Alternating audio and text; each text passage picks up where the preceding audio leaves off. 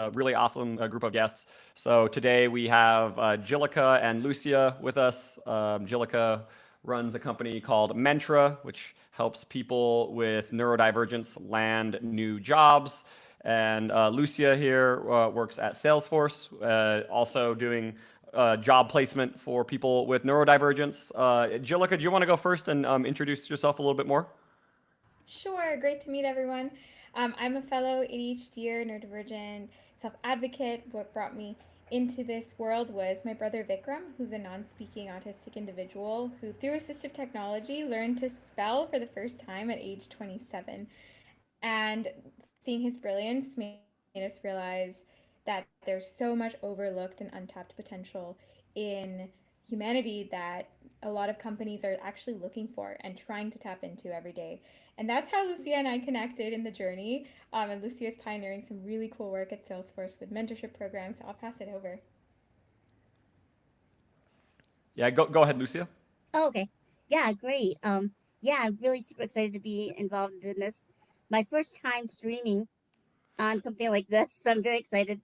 Amazing. But I'm Lucia. I actually from Michigan, and I work for Salesforce in the Office of Accessibility. And so our program is called Workforce Navigators.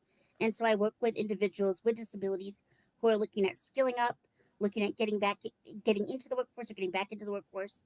And yeah, I myself have a disability. I use a wheelchair, so definitely can understand sort of the barriers that come for um, our group of people with disabilities.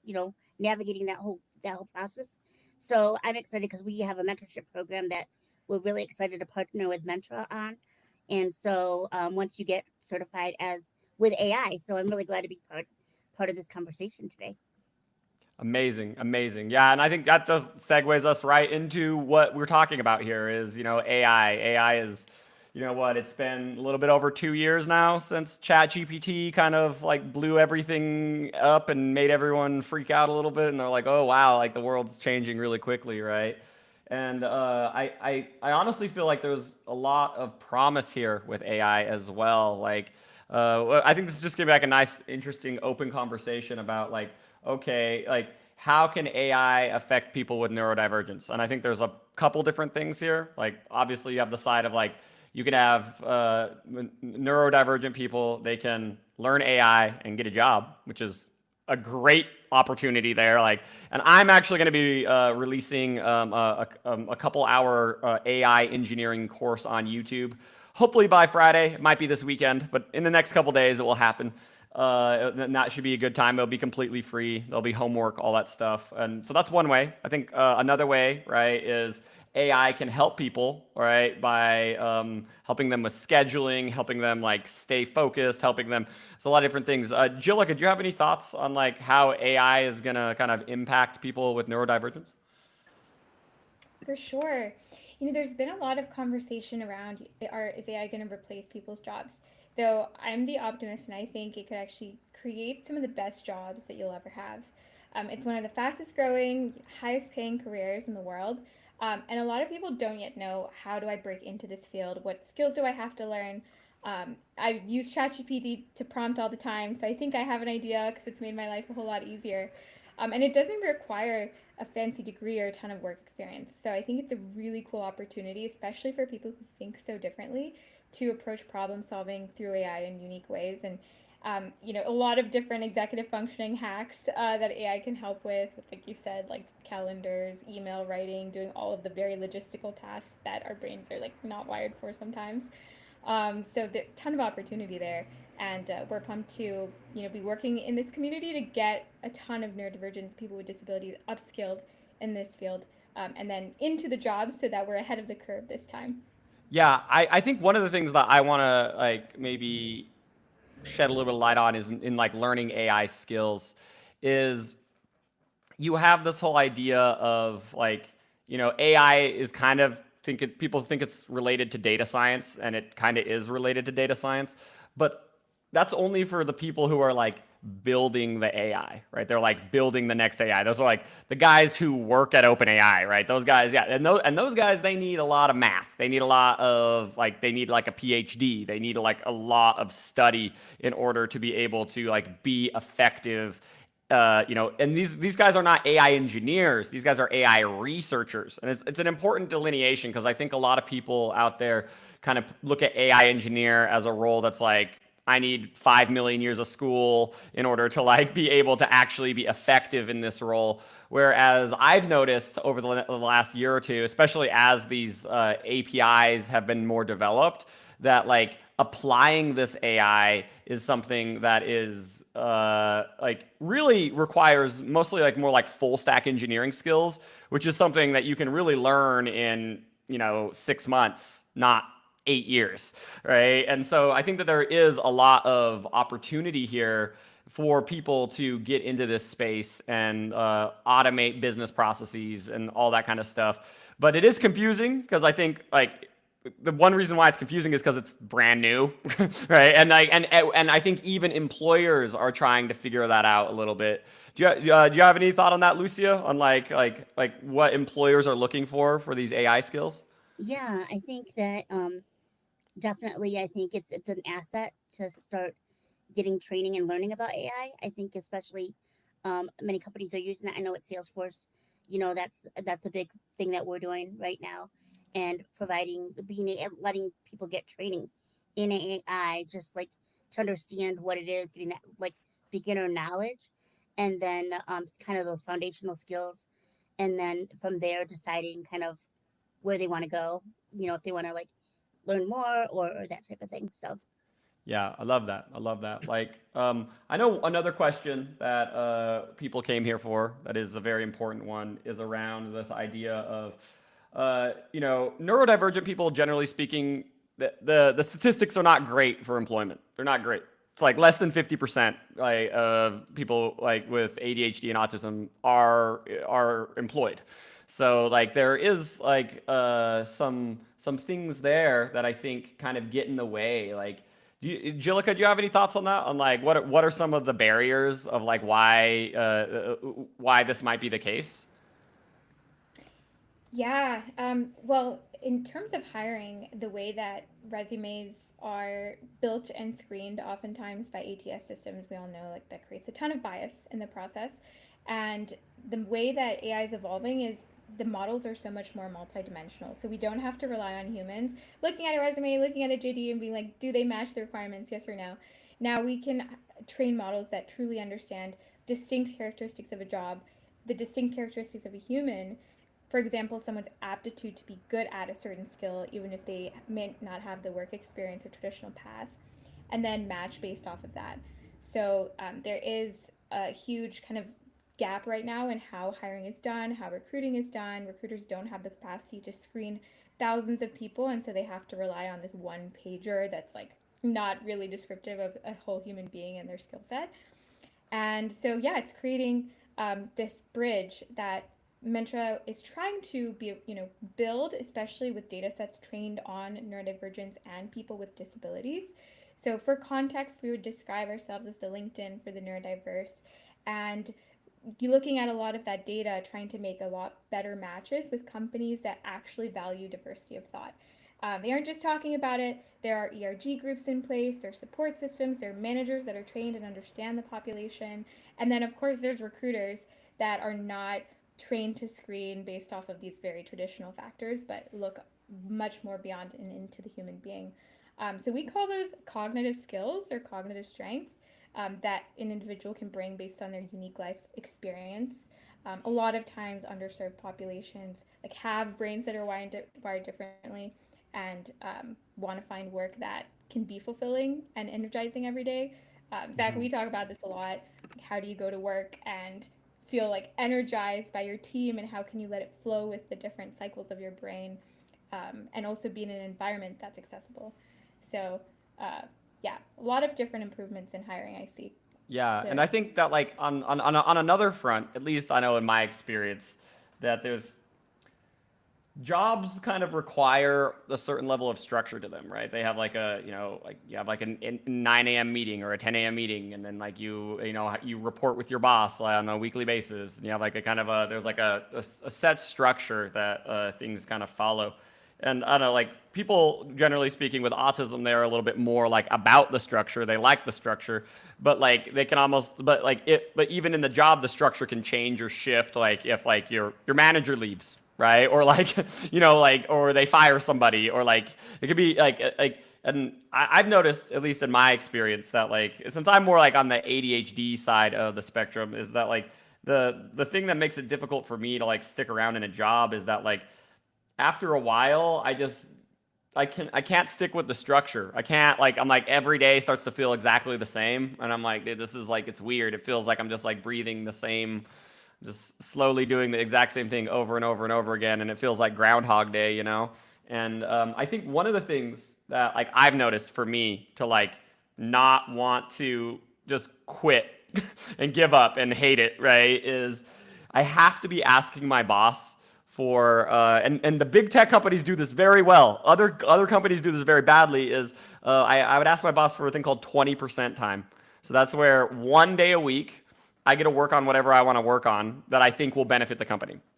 And this is actually something that has allowed me to get promoted and allowed me to land impact that is actually better. That is like, it's the work that I find in this 20% time is actually better than the work that I'm given during the 80% time.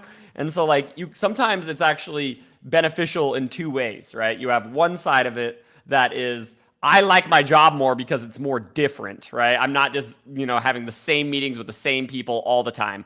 And so like that is something that allows me to keep that dopamine high, keep that energy high.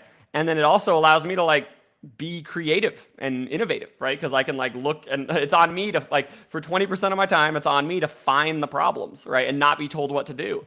And so that's something that really speaks to like the entrepreneurial side of like my soul. And I know that like a lot of companies don't do this. A lot of companies are like just like shut up and do what you're told. And I don't work at those companies, but that's literally like a lot of companies are like that. But do you have any thoughts on that, Jillica, on like ways that people can be managed maybe to like have more success on the job?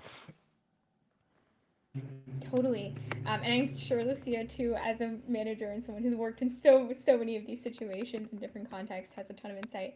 Yeah. What we've seen, especially from the data around, we ran a survey with 25,000 neurodivergents, and the accommodations that come up most frequently are job coaching, opportunities, the ability to have noise canceling headphones, heads down time, so using emojis on Slack, and sort of having a clear boundary that I'm working now and I will respond proactively. Uninterrupted work time, extra time for assignments, flexible schedules, email and calendar organization, and everyone has a different kind of flow state, and that works best for different individuals. Some people need certain technology to be able to access their work from their screens every day. So there's these accommodations that are emerging that employers are actually okay giving, and I think what's happening now is there's a new language for it that companies are aligning with. So it's sort of this translation layer between how our brains work and then what we need and how we articulate that to an employer. And there's a ton of resources and awareness that we've put out. We're learning from research that companies are embracing and adopting. So I think the sell for them is, okay, if this is making my employee like 30% more productive, then like of course I would provide someone a noise canceling headphone if they're in a very noisy office space and need to be able to think straight. So that's what we've seen. Lucia, super curious how you've seen employers do this, especially at Salesforce. Yeah, I know. Inclusively, which is an online platform for people with disabilities to get to look for jobs and to apply for jobs. They have rolled out a product called Retain, and so that actually is looking at accommodations, not like necessarily like calling them accommodations, but success enablers. And so that's something that we at Salesforce, I know that they are um, we're pretty open about the partnership that we have with Retain. And so any employee in our company can access Retain, but also to see what exact already is offered to individuals, whether it doesn't need to be called an accommodation. So whether that is like a Grammarly or like, job coaching. So it's offered. So all the information is in the database. So any employee can look it up and decide for themselves if that's going to work for them or not, whether you have a disability or you don't. So I like the way that they call them success enablers, because it is to help you be successful at your work. So, but it's also another way um, to protect you as well, if you don't want to disclose at the time, or don't feel like you are ready to disclose. So um so that's something, and I would check out their website inclusively, and people can find out more about retain, but also about how to use how to be positive about asking for the accommodation, as a success enabler. So I know that's what we're really doing right now, and that has been so far really, um, people have really enjoyed that. So I found out stuff about that is offered by our company, the to help you succeed, that I never thought I would, that I wasn't necessarily looking for, because my disability is very physical. So obviously I work remotely, so I don't have to worry about like accessible bathrooms, stairs, that type of thing. So I think as we're looking at these these things, it's helping broaden that, to other individuals, and also that we can all utilize some of these accommodations. Amazing. That just I think there's like two things that brought up for me. Like one is one accommodation that I've asked for at like every job that I had in big tech was if you this is especially true if you are a hyperactive ADHD, like if that's your type, there's one accommodation that you should ask for that will be life changing for you. And there's like two pieces to it. One piece is you have a walking treadmill underneath your desk, and you walk while coding. That will be life changing. It's also very healthy for you to do that. And the second one is take as many meetings as you can walking, like outside. Just walk more. We're not especially like we're not supposed to be sitting 8 hours a day. Like it's bad for us, but like it's especially bad for hyperactive ADHD. It's especially bad because it makes the anxiety just like like it's terrible. like, but I think that's great. Well, I guess I think an interesting question here that I know a lot of neurodivergent people have is, when you apply for a job and they ask you like, do you have a disability, right? They ask you that question. Do you disclose like during that process, during the application process, or do you disclose afterwards, right? I think I'll start. I mean, for me, I don't disclose. I actually say no, I do not have a disability. I put that on there because I fear discrimination. But like I also know it's a weird question because at the same time I'm like, but if these guys aren't okay with me having a disability, it's like this is not gonna work. But like I also want I want that to be on the other side. I want to disclose after I have an offer because it feels like I have more protection there. Because if they discriminate before an offer, like you're done, like you're cooked, right? There's nothing you can do. But I'm curious what your thoughts are on that. Like, should you disclose that you have neurodivergence in the interview process? So can I start? Yeah, go ahead, Lucia. Okay. So yeah, and I know especially those with invisible disabilities, that is a question that comes up all the time. Mm-hmm. And so I think when I talk to people, I think most people don't realize that you can get an accommodation in an interview as well. So if there is something where you need an accommodation to help you best participate in that, you can ask for that ahead of time. Mm-hmm. So I know, and then that is obviously a personal choice, depending on if you want one or not. Whether that's maybe you need some questions, maybe to help prepare you, or whether I know a big one that we've gotten was cameras off. Some people are not as confident on the camera, and so those are some of the accommodations beforehand that people might ask for. So there is a process to that. However, I definitely understand that then that's opening it up. They know that type of thing. And I also understand that. And my disability is very different because it's very visible, it's out there. So I mean it's like elephant in the room. It's hard to not So, disclose, right? yeah. Yeah.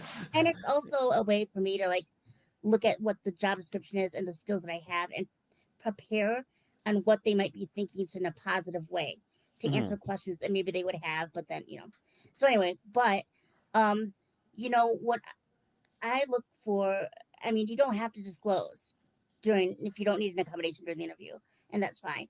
You don't even have to disclose once you get the job, unless you need an accommodation, and then that depends. You might not know in the beginning if you need an accommodation or not. You don't might not know until you're in a little bit more. Hmm. Then you would want to disclose, and then get the appropriate accommodations that you need and get it documented. As far as, because then you don't want it turning into like an issue of workplace issue when you should have asked for an accommodation. I mean, all that stuff. Totally, totally. So, but I think I always look at company culture, and I know I look on the website, and I know even on Salesforce's career sites, it does have information about accommodations process. It has a statement, and I look at that. I look at those things when I encourage people, those things when you're looking at the company, really investigate and see what their values are and see how they, you know, put the information out there. Because some companies, they don't put an accommodation statement, or they don't even say, if you need one during the process, here's what you need to do. So that's a good indicator to kind of like what the company, kind of the culture of the company as well.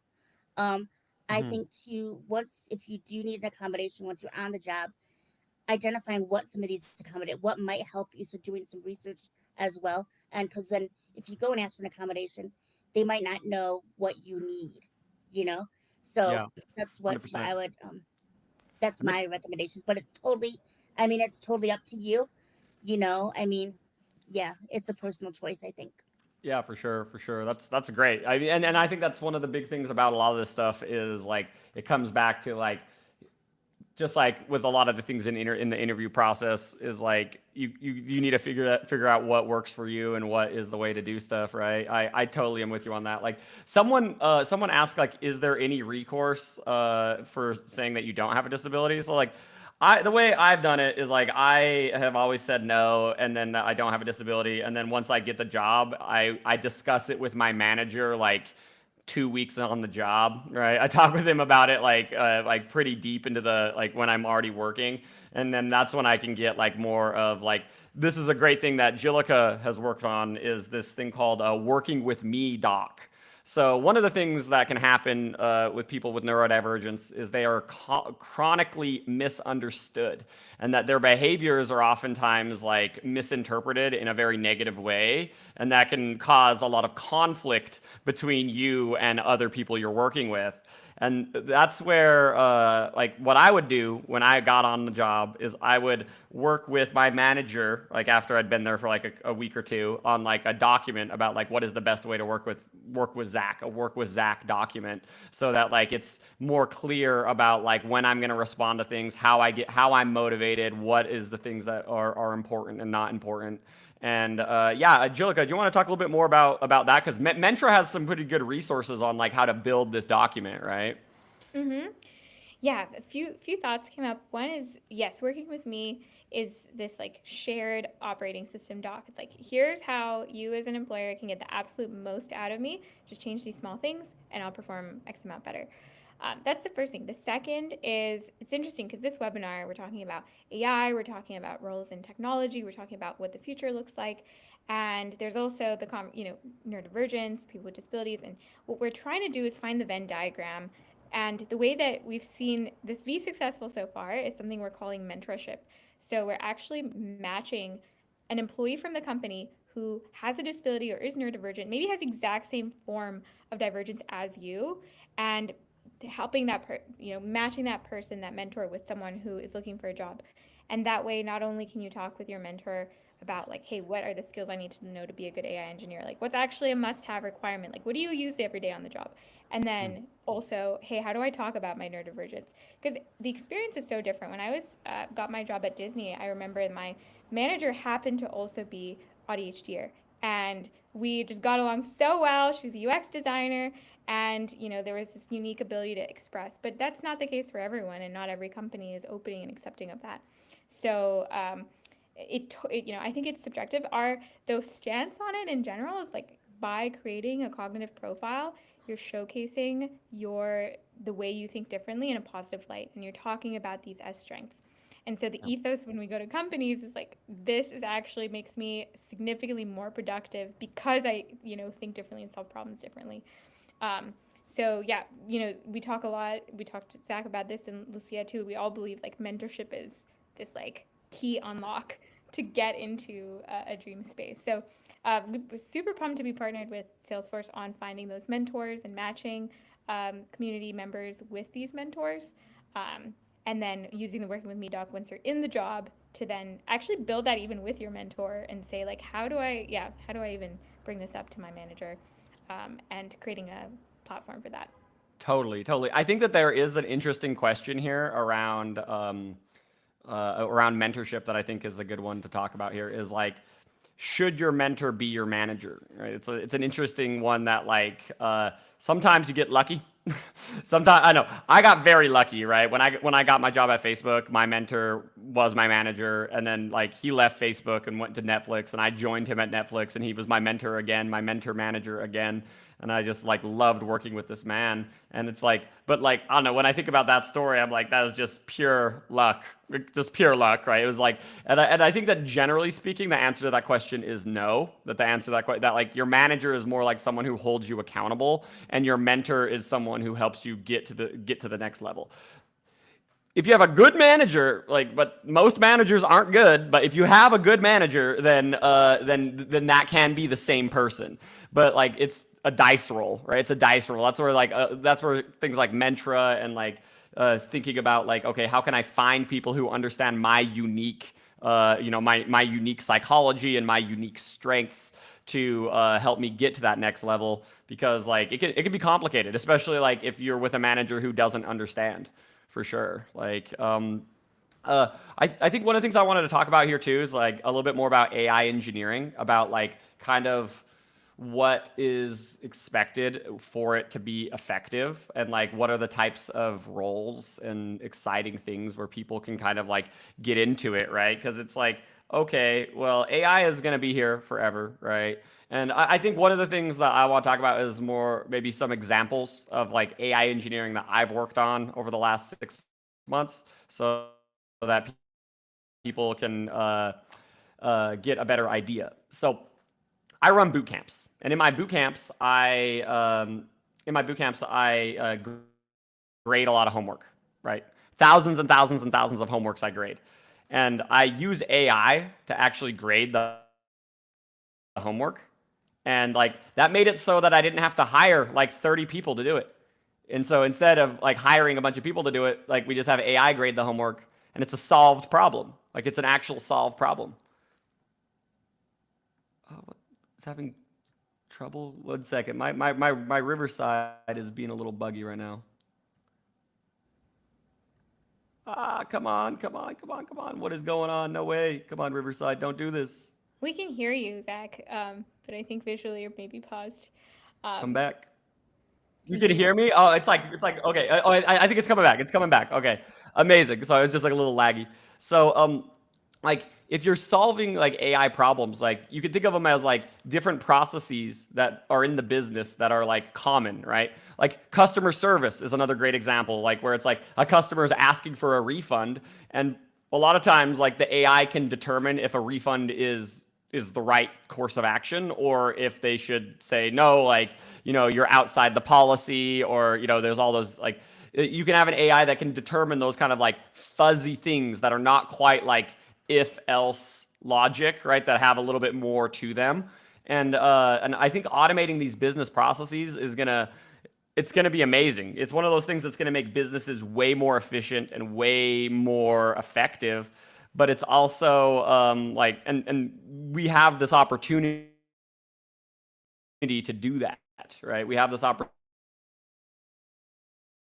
to act, and I think that that's something that people like people with neurodivergence can really capitalize on, because a lot of this AI engineering is going to be something that is actually really exciting. And like you can see when you see the robot like actually doing the work, and you see when I first got the robot to freaking grade homework for me, I was like, wow, this is amazing. This is amazing. And so I was like, this is exactly what I need, right? And yeah, it's really exciting. But Jillica, do you want to talk a little bit more about your experience with AI, and like what you think, what other things AI engineering is going to Yes. encompass? Okay. So as a neurodivergent and being surrounded by family members and community members, I think the biggest thing I'm seeing is it reduces the reliance on gatekeepers. And what I mean by that is a lot of people like are dependent on caretakers, on external support systems, on having parents, case managers in order to access opportunities. And AI, they always say technology always started as an assistive technology, like phones for people who are deaf, for example. That's how it started, and then eventually it morphed. A lot of the AI tools I see as being huge, like executive functioning tools for anyone to get personally organized with their finances, with their legal. You can have your own lawyer, personal tutor, accountant. It's just democratizing access so rapidly that it's allowing people to gain skills and navigate challenges independently. So, Mhm. just in general, I think that's like a huge opener of opportunity and is something to be super hyper optimistic about, but also recognizing that there are downsides and we have to use it wisely, and also make sure the models are representative. In terms of career areas, we work with Microsoft, Boeing, Amazon, and a lot of these companies we see emerging two different areas. One is AI engineering. We've talked with Salesforce AI sales specifically, like selling software in AI, and then also um, data center technicians and data centers that are growing and emerging across the entire nation and world, and having folks who are good with machines, detail oriented. You can put in your headphones and work in an environment for hours. Now we have to consider it as in person. It's in a certain temperature and environment. It has to be kept at cooler temperatures and controlled areas, and so really making sure that that is well suited for the individual is important, and that's where those environmental factors, success enablers, and accommodations come into play. Can someone actually work in those types of environments? Though, yeah, every day we see new jobs emerging, and so the cool opportunity with things like these pathways we're building at Mentra, the boot camps you're building, Zach, these mentorship opportunities we're building with Salesforce, is that we're building pathways in, and we're kind of removing all these barriers and just saying, like, here's the path. Take agency. We can get jobs that pay us a lot of money. We can be valued by our employers. We can speak the same language in terms of supports that we need to succeed. So yeah, the game's changing quite a bit, and I think it's changing for our favor now. And it's a narrative shift, and it's also an opportunity to like take action, and learn the skills needed, and find the jobs, and find those people, and expand the network, and all the things to do that we're all working towards. Zach, you disappeared, but hopefully you're still going. Lucy, I'll pass it to you. Yeah, Any thoughts on this? As everyone in Salesforce is now required to take an AI certification program, and it's a yeah. big. I mean, I think it's good. I think one thing that always learning, no matter how old you get, no matter where you are in your career journey, being able to learn about the new things, what's going on, especially in technology. Um, we are many of many of our people in our company are getting AI, certified, and are taking really learning more about it, whether that's the basics or like actually diving in more into the product of it that we have at Salesforce. Um, so I think that's why it's really great that we've partnered with Mentra, because everyone has the opportunity to become certified as an AI associate. It's free to get certified. Um, and then through that, once you're certified, then definitely connecting you with a mentor, someone who's using it and who can mentor you in that space, but also, um, yeah. So I don't know how much more Mhm. you want me to talk about Yeah, the and I program. actually wanted to tap on something there because how the program, at least the model we've put together, is it's 3 months, and you start with a kickoff, get to know about the certification. In the first month, you take the certificate. It could be a boot camp, it could be any sort of upskilling in that path, for in this case, AI engineering. And then in the second month, if you complete the certificate, not only do we give you a plushie that Salesforce so beautifully has We shared, have swag. um, Yep. and yep, all the swag. We also then match you with a mentor, and at that point, there's a curriculum that has been built week by week around how do you showcase yourself, how do you showcase your strengths in an interview process, professionality on the job, different skills that you can build portfolio projects around. And then at the very end of the 3 months, we have what we call a demo or a showcase. And we love this model where you get to work on any project in your special interest area and showcase that at the end. And the really cool thing that we do at this event is we not only have our job seekers and candidates attend, but we also have employers show up. And the only thing we ask from employers is please give feedback. Because we believe like intelligence is basically incorporating feedback loops. Like the more you incorporate, intelligence grows. And so we want to bring that feedback to job seekers to then improve the resume, their portfolio. And this might be folks who are already employed and want to move into a different career as well. So we see kind of those three groups: folks that are looking for a job that don't currently have a job, folks that are dissatisfied in their current job, maybe not happy with their manager, want to move to a different company, learn a different skill set, or are already in the track, maybe look in like data analytics or data science and now want to move into AI engineering because of the opportunity there. So those are the areas in which we see job seekers join and candidates, get upskilled for those reasons. Yeah. I think also with that mentorship too is is a section where we do dive more into disability disclosure, self-disclosure, and the accommodations process as well. And so for some of you that, have those questions around, when should I disclose? What should I ask for? We have those resources and those conversations with our mentor as well. And the mentor, many of them also, we've definitely encouraged those who are neurodiverse to mentor. And so many of them have their own experiences and own journeys that we're wanting them to share with you as well. So, yeah, so I mean, it's fun. We always get a great group of people on both ends, mentors and mentees. This is our first time as far as with Mentra, and so like I said, we're really excited because all of the mentors are certified in AI, so so they have that going for them as well. Totally. Yeah, I remember the stat, Lucia, that you shared in our kickoff call. I think it was a few trillion jobs emerging in AI in the next 5 years, Yeah. and a few hundreds of thousands just at Salesforce. And the cool thing about the Salesforce certificate is even if it's not a job with Salesforce directly, that there's also all this whole ecosystem of Yep. companies, right, that use the Yep. Salesforce technology. Yeah. They're trying to get So trained on Agentforce. yeah, a lot of companies utilize Salesforce, and I think, um, we were looking at like, um, you know, that gives you an edge as well to understand what it is, and so like smaller businesses, some people want to go work at nonprofits or big businesses, smaller businesses. So, that's also something, depending on the industry as well. So, yeah, that's also kind of fun in the yeah. Yeah. Okay. I wanted to quickly share my screen here to kind of showcase the pathway. And Zach texted that his Wi-Fi cut off, so great timing. But essentially, what we're looking at is how do we bring all of these multi dimensions of who you are into this cognitive profile so that employers can understand, and then we use AI to suggest and say, this is why this person could be a really good fit at this job. And so that's one application of AI. I do want to share too. So the pathways that we're built, for example, since we're here for AI, we let me just ensure we go to the AI pathway.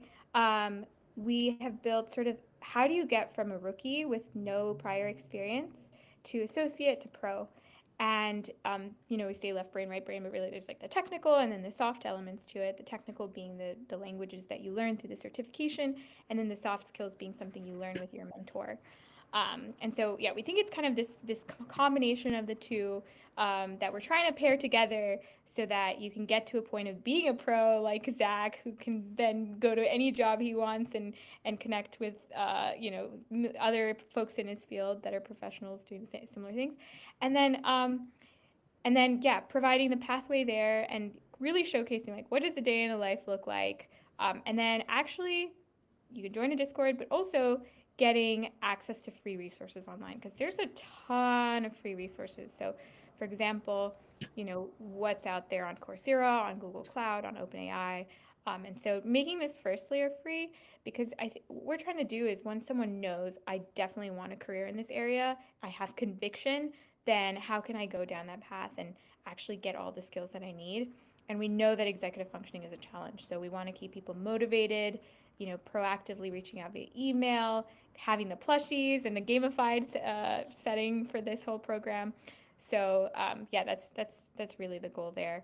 Um, I would also, I know, Lucia, we wanted to talk a bit about the mentorship program itself, Yeah, and what that entails. And I see a lot of questions in the chat about that too. yeah. I have a PowerPoint as well. So I'm gonna share it, and so I will kind of go over it quickly. But I'll just give you a little rundown of what our Workforce Navigators mentorship program is. Workforce Navigators is the career development for trailblazers with disabilities.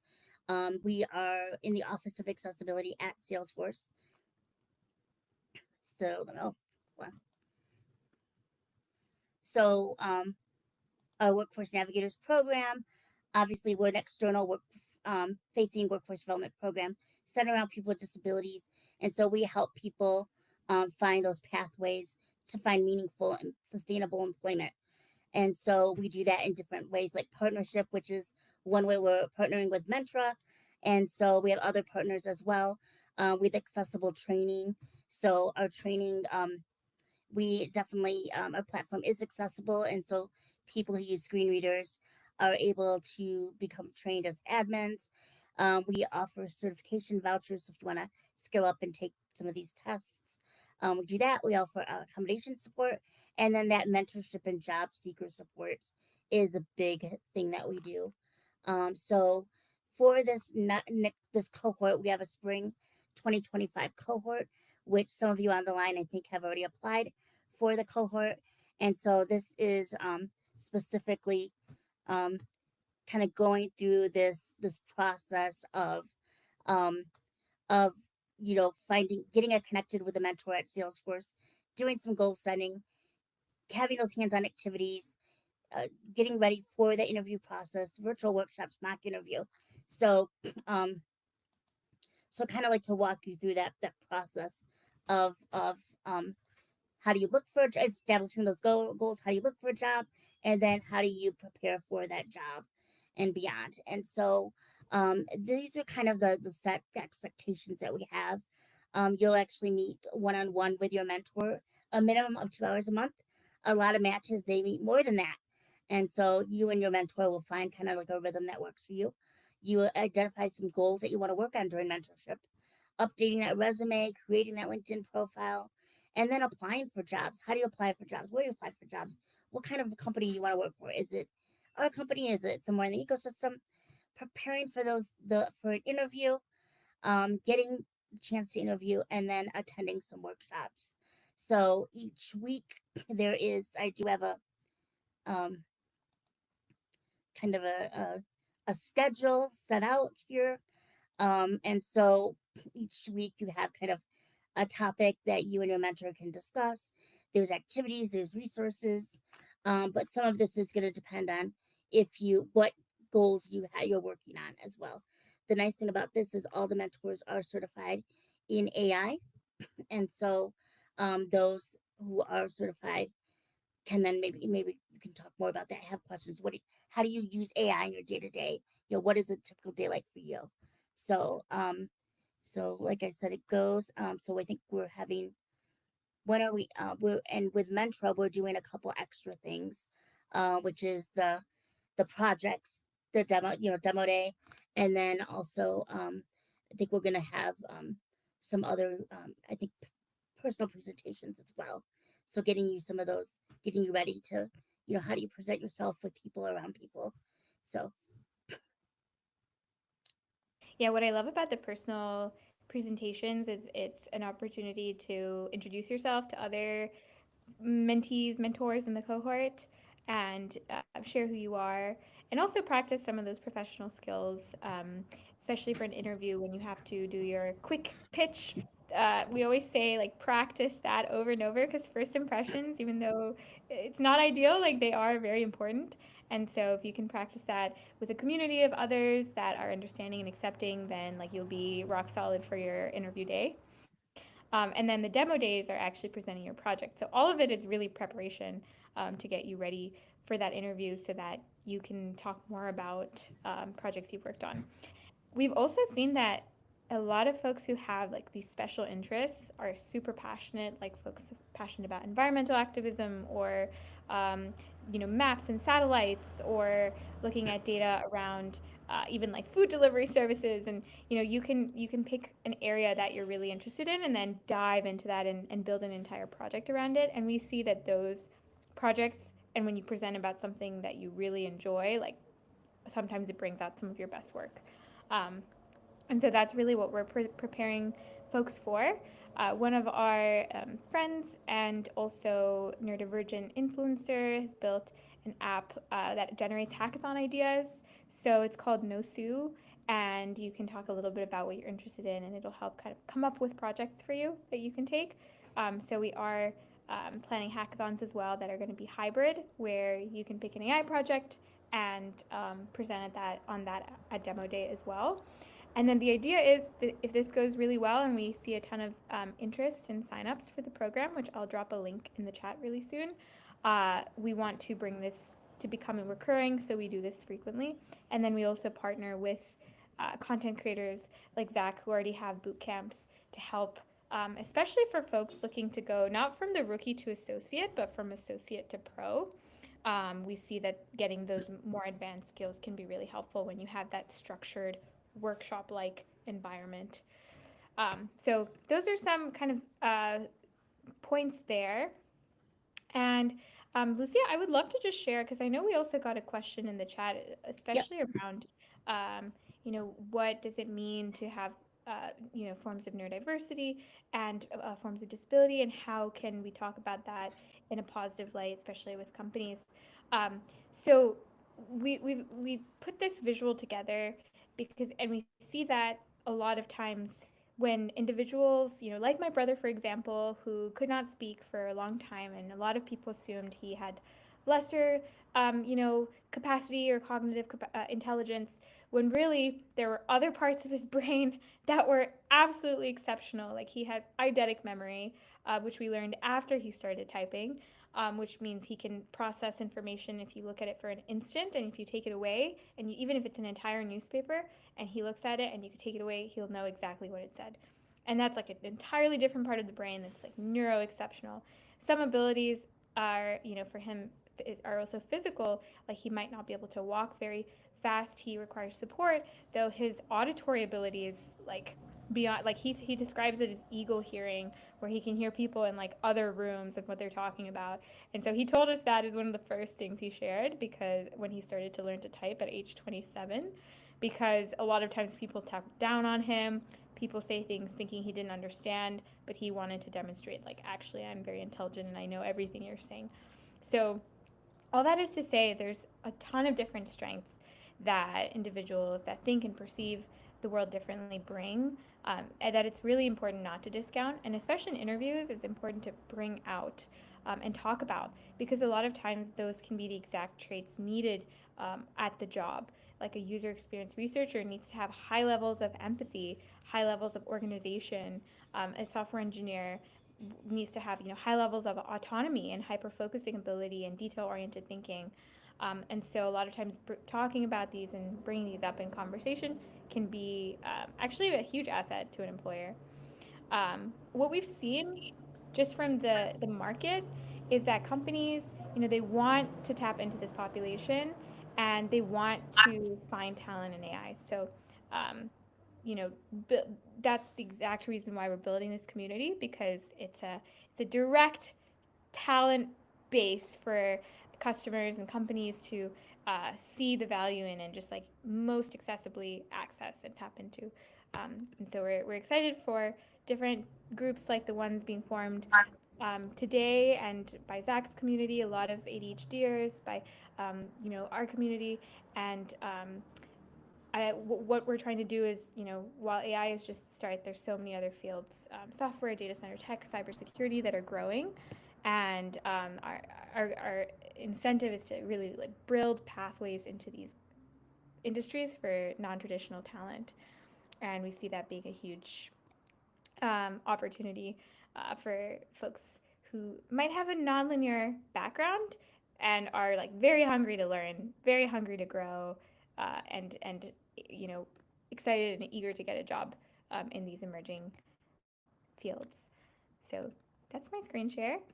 Sorry for the warp. You're back, Zach. Welcome. Yeah, I made it. I made it. Yeah, I'm on my phone now, but I am here. Yeah, it's freaking my laptop is still super buggy, but yeah, I mean, amazing presentation. I caught the end of that, but like I wanted to open up to people who are in the chat here because we have gotten the chat in this live has been very, very engaged. And I was wanting to open it up for, the next 10-15 minutes to ask people what questions they might have about like whether it be the AI, neurodivergence, whatever. It's very like we covered a lot of ground in the last 50 minutes. So like I'm sure there's a lot of questions that people might have. So now we have time to answer those questions for you. Yeah, can I just respond to a couple of the questions? So Yeah. people have asked about they've gotten the certification, they signed up, and they haven't heard yet. So Jillica and I are going to be reaching out to you this week in the next day or so. We're doing the matching, and you'll get information about who you're going to be set up with. Also, the swag is on its way. I am personally mailing those out to everybody as well. If you are having trouble logging into our website, feel free to reach out to me. I did post my email address in the chat, and then we can go from there. I know we're for our org, we're automating it, so we're having some glitches still with it. So just let me know, and I can make sure that we do that. Someone has said that they're trying to finish certifying, and so even if you're on that track, we encourage you still to apply for the mentorship as well. And that could be a goal that you work on, is to finish getting certified. Yeah. Amazing. I got there's a question for me here. It says, Zach, you have a bachelor's degree in computer science. How does someone without a degree in computer science meet the minimum requirements for roles? So there's a couple different ways to do that. One is going to be you have a really awesome portfolio project. That's what a lot of students in my boot camp do. They build out a capstone project that they pour their soul into for 3 to 6 months, and they build a very, very impressive project, and that allows some of them to break through.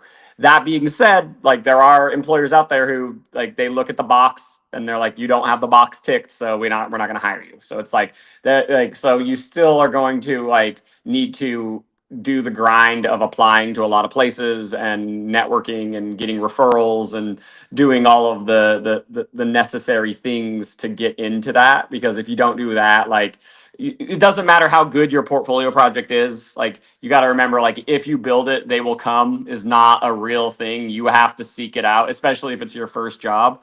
That's a very important thing to remember, is that like that's not necessarily what is actually going to happen. So like yeah, what if we don't have a coding and bootcamp portfolio to show? Then that's what you need to work on. Like it's like it's like there's steps that you need to do, and like people aren't like if you have no skills in engineering, like people aren't just be like, here's an engineering job. Like you have to give them like at least something to show like, hey, I know what I'm doing. I know that like if you can trust me to do a good job.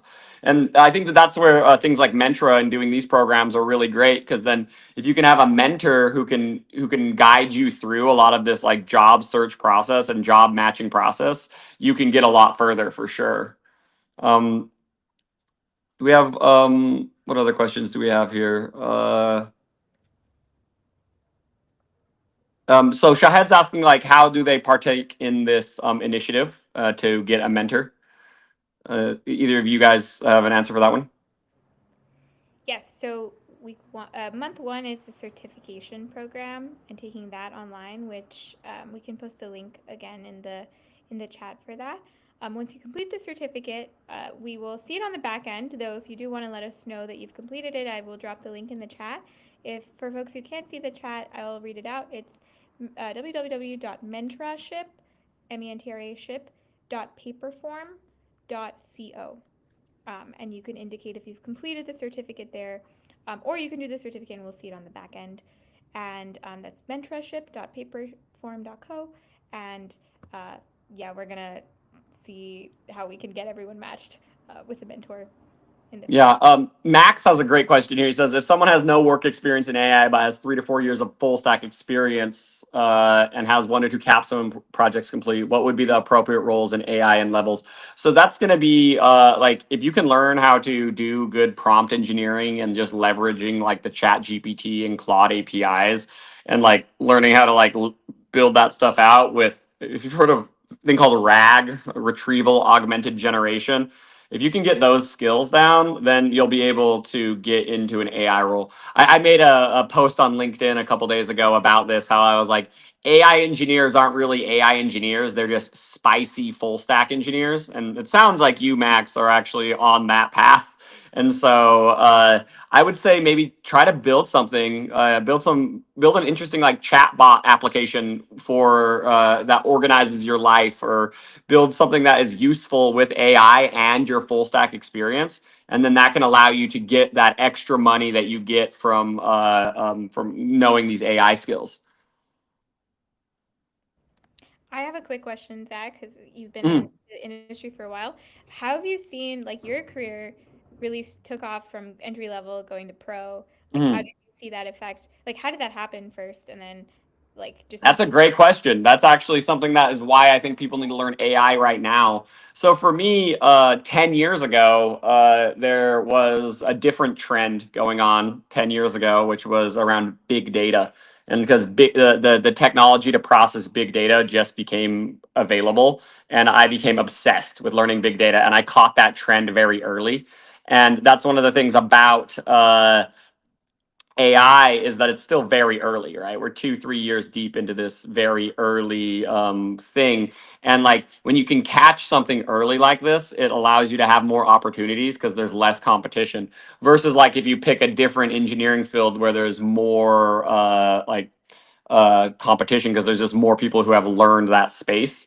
So like I got obsessed with big data, learned a lot about it, and then that's what got me like I jumped around a bunch, did a bunch of different jobs, a lot of like ADHD, right? In my first 2 years, I worked at 4 companies in my first 2 years as a data engineer, and then I finally landed at Facebook, and Facebook was able to like actually satisfy my cravings for learning and like novelty. So I was able to that because that's really when I learned how to like work with my ADHD better at Facebook as well, because I was able to like be like, oh, I need this. I can't just like keep having the same day over and over again. Otherwise, like I'm gonna hate it and want to quit like in 6 months. And that allowed me to like really kind of blossom as an engineer, and that put me on the right trajectory. I think that there's some interesting things here. Some people are wondering about like social skills and stuff like that. One of the things that I've noticed in my career to like grow, because I grew from junior to staff engineer in big tech, and like is you don't have to rely on verbal communication as much as you would expect. I'm actually someone who's a really good writer. Writing is what got me famous on LinkedIn. Writing is what is my like strength. And so like if you are a neurodivergent person who finds like verbal in-person communication kind of intimidating, then like get good at writing. I'm sure you can get good at writing. Writing is something that you can do by yourself in your own time, right? And you don't have to like feel intimidated or think about the emotions of the other person. And then you can write, and then someone can give you feedback on your writing, and it's not like it's not as like intense as like that in-person communication is. So like I used writing as a very powerful way to get into that next level, right? To get into that next tier, to get to like get to become like an engineering leader. But then becomes a point when like when you're in those leadership roles and you're managing people, you do have to have those in-person conversations. This is how it works.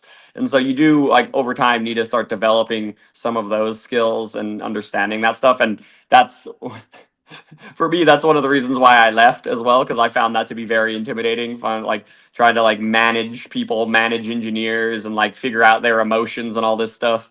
And then I was like, nah, I'm just gonna go be a content creator instead. And so like it all depends on like what your goals are and where you're trying to go. But you know that I'd say that's kind of like how I did stuff. Do we have some more questions here? Spicy full stack engineer. That's great. Yeah. Someone's saying, where do we find the link to get credentials for AI track, please? Is there, you have a link that you can share with that? I'll drop it in the chat. Awesome. And then, oh yes, Lucia, I'll drop the certification in there as well. Mm-hmm. Mm-hmm. Okay, this is a good one from Mario. For a person that has 2 separate degrees in IT and CS with 0 experience in the CS engineering field, how should one navigate into the engineering field for a career change? It sounds like you're close. It sounds like you're pretty close, right? Like I would say that like build something, build a project, just build something that you're interested in. Like for example, for me, like the thing that got me in at Facebook, right, is I built an app for Magic the Gathering, which is like a card game. And it's a very like neurodivergent friendly card game. I love it. And like I built an app for that, and I just obsessed over that app. I wanted to build the best Magic the Gathering app out there. And if you build something, then that'll be the way to do it, right? Is there a way to save this chat and recording transcript? The recording will be available on my YouTube, and we will we'll have a copy of this later as well. I think there was another question here about, is the AI space welcoming to career shifters? Yes, it is a lot. Like in my boot camps, like I teach a lot of data engineering and AI skills in my boot camps, and I've had a lot of people who are in their like 30s and 40s shifting into these new AI roles, because it's like someone's got to take them. Like these new AI roles are going to be taking a lot of other jobs. So it is what it is, and I wouldn't let that like age be something that deters you from learning, right? Because it's like that's honestly the most inspiring people in my boot camps are those people who are going and crushing it in their 30s and 40s and getting it and figuring it out, right? Um, is AI welcoming to mid career people? 100%. Won't people worry I'd be too expensive to hire and hire younger folks? I mean, ageism is real. I don't think that your fear is completely off base, but there's a side of it that's like if you find the right role, find the right mentors, find the right people, like it doesn't matter, right? You can overcome that. You can overcome like I think for me, here's an interesting thing for me from my perspective, like when I worked in big tech, like most of the people in big tech have like a degree from like Harvard or Stanford and stuff like that. And I'm like, do I fit in here? I don't have a degree from those places. I'm not from like one of those rich universities. Like, do I even belong here? Like, are people going to even take me seriously? There's so many things that you can point at to like try to like instill doubt in your future. And like, if you focus more on like what your strengths are, then you're going to go a lot further. Like, because a lot of those things that you can point at that cause doubt are things that are a lot harder to change. And yeah, focus on the things you can change. I have a bachelor's in math and a master's in applied statistics, but I live in East Podunk. Dude, I grew up in East Podunk. I don't know, or like in a podunk little town, right? And the remote work seems to be dying, and the remote jobs that are left are asking for years of experience that I don't have. Is there hope? Like, my pushback to you would be like, do you have to live there? Do you have to live there? Could you move? Like moving might be what you need to do. You obviously have the credentials. You have the credentials to go and like work anywhere in the world with that kind of degree. Like I don't have resources to move, but like a job might give you relocation resources. They might give you that. Like that's what happened for me when I got a job at Facebook. They paid me $10,000 to move from Washington D.C. to the Bay Area, and they gave me the money to like do the move. And so definitely there's a lot of ways that you can go about it, right? So yeah, I mean, this has been an amazing live. Like I've been loving this. Jillica, Lucia, do you guys have any closing thoughts for this live?